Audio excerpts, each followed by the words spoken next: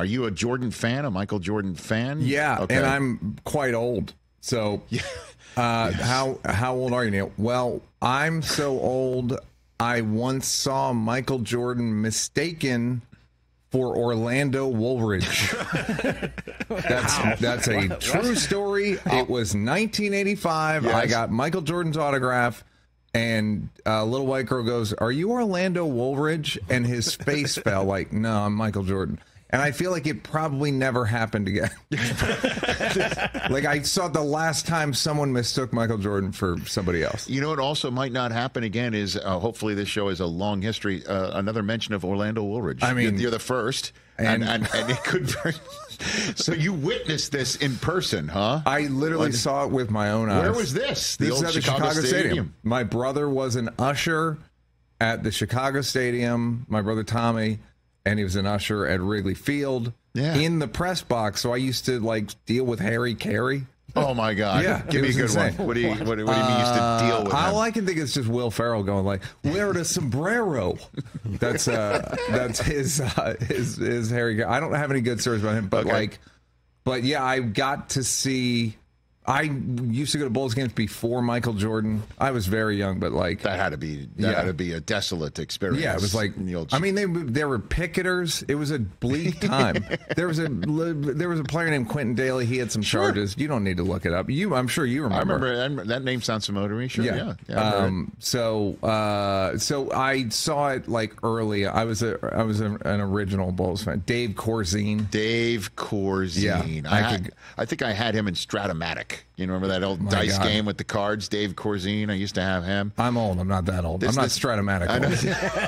I'm Stratomatic old. Speaking of old. Yes, sir. We saw each other at about a month and a half ago at the U2 show. In the Sphere. At the Sphere, owned by Jim Dolan. Don't worry about it. It's okay. Your face got scanned and you got swabbed. You're never going back. I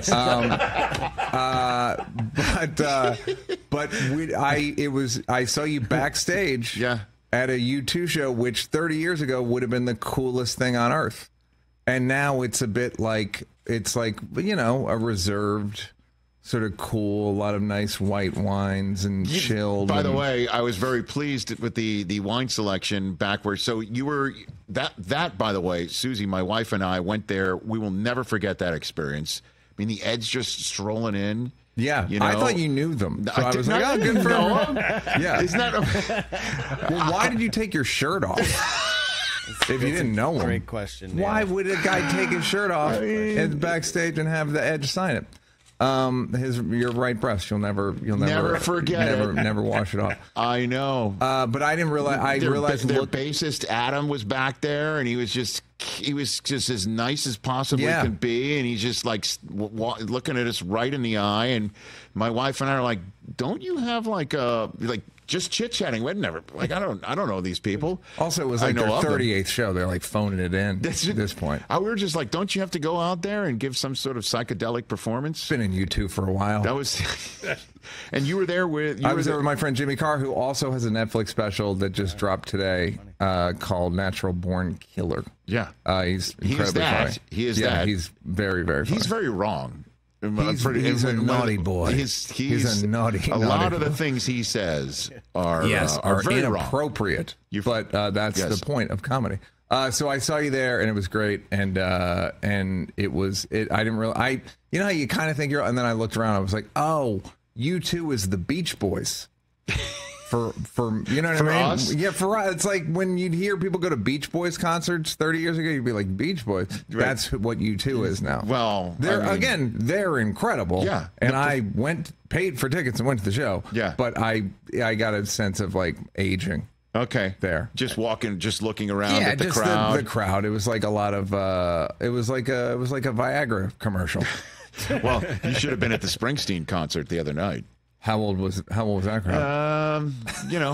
Were you the youngest person there? I don't think I brought down the median age more than 10, 20 years. I don't know, but he's unbelievable. Yeah, they're all great.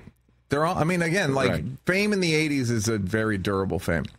Madonna, Bruce Springsteen, U2, Tom Cruise, Michael Jordan, Orlando Woolridge, of course. Very good. There's a callback. There you go, ladies and gentlemen. He's getting it, folks. He's had 99 comedians on. He's picking up some points. Catch the Rich Eisen Show every single day on the Roku channel, 12 to 3 Eastern, for free.